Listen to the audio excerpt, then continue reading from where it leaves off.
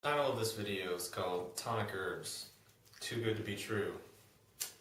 And so, basically I'm doing this video because recently someone asked me how can the herbs do all these good things, but there not be any side effects? How can it be totally good for you without, poisoning you or harming you or throwing you off balance in some way?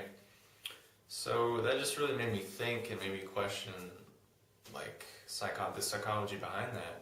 Because it is kind of a weird thing. It's definitely outside of our paradigm in most cases, because we think that, if we feel good, we're going to feel bad. If we get high, we're going to be low. We're conditioned always to believe that there's going to be side effects because pretty much, the standard life American diet of, all the things that people use for pleasure have side effects. Cigarettes, alcohol, like marijuana, sugar, whatever. All the stuff that people are accustomed to and usually turn to for pleasure, they all have side effects and they all have crashes and come downs. So when someone moves over to the tonic herb world and they see, oh, this herb makes you energized, they automatically think of coffee, energized coffee. So there has to be a crash, it has to be caffeine.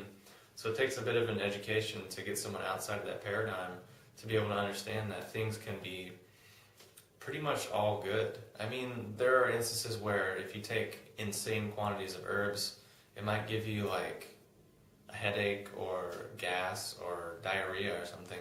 But that's pretty much the extent of it.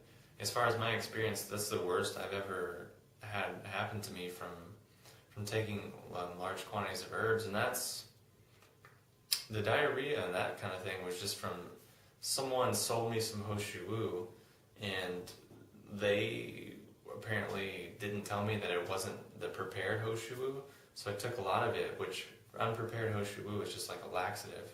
And I didn't know that, so I was just taking a lot of it and it just totally gave me the shits. Sorry, it's kind of vulgar, but whatever. But prepared Hoshu doesn't have that effect. So other than that, the worst that happens is that you might get gas or you might get tired or something. But that's just when you take insane, crazy doses. In reasonable thresholds, there's no side effects.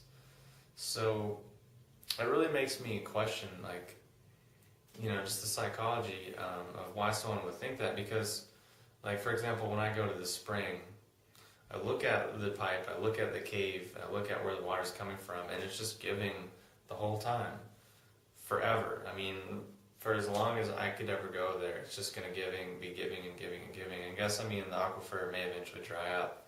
But bar that, it's just always giving, and it's not okay, well now you need to give.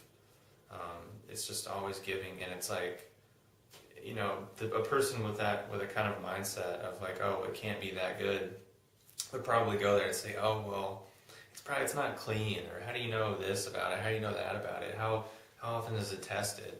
I don't want to drink water from there. It's just this weird. I don't know, a virus that people get, but it's basically an acceptance or a resistance to accepting good. So someone hears about tonic herbs, hears about adaptogens, hears about all this amazing stuff, and because they don't allow themselves pleasure or happiness or abundance or prosperity, they automatically push it out and put up some sort of mental barrier to that, so they can have some sort of reason to justify their limiting belief. So you may have noticed this in dealing with people in your life and talking with people about tonic herbs, or telling them about, listen to what reishi does, or listen to what this herb does, and they just don't believe it, or they literally can't hear it, because fundamentally at a deep level they have some sort of limiting belief that says things can't be that good. If it's good, there has to be a catch. Nothing's free. You have to work hard for everything. It's a lot of people, when you get excited about these things, they always think that there's some catch, or there's some, side effect, or there's some little hidden thing that's going to pop up and get you and take it away. And to me, it's just some sort of contraction that's usually somewhere located physically somewhere around, probably the sexual organs, around the second chakra, in the lower part of the body. It's just a blockage of pleasure, a blockage of love and abundance and happiness. And these things usually go hand in hand. And once a person starts to kind of open up and allow in the possibility that, yeah, it can be really good, I can take these things that are amazing for me and there's not any side effects. I can take them every day and it's totally good for me. I can eat them all the time and they taste great, they make me feel great, and they're good for me, and there are no side effects. Yes, that is possible. Yes, it's real, and yes, I accept it and allow it and, embody it. Whereas another person would say, oh, this might be good for you, but there's a side effect, or it might be good for you, or, it can't be that good. It's too good to be true. There has to be something wrong with it. But it's really just these two different mindsets that are really going up against each other. And oftentimes, it's a very common thing to run into it in this community, because, or just people in general tend to have weird ways and ways that we, for some reason, I don't know if it was from childhood or what, but somehow we get on like a trip of like blocking ourselves from pleasure, blocking ourselves from happiness. And I don't know if that's just like we don't believe that we deserve it, or we believe that we have to like work really hard for it, or we're not ready for it yet, or we don't deserve it yet, or when we do this, then we can have it. I don't think all that stuff is really true all the way. I mean, some of it might have a little bit of validity, but I don't know. It's just something I've been thinking about and something that I've noticed, something that's come up, and maybe it's come up for you too, and your conversations with people and talking about these herbs and substances, because it's usually met with resistance and met with doubt, and like, oh, I can't be real.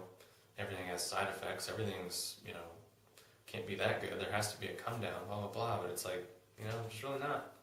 So just something I wanted to talk about, something I wanted to bring up for this conversation, just for thought. It's something that's been kind of mulling over a little bit in my head. So hopefully that's been helpful. If you have any questions or comments, post them below. And if you haven't already subscribed to my channel, do so, and I'll talk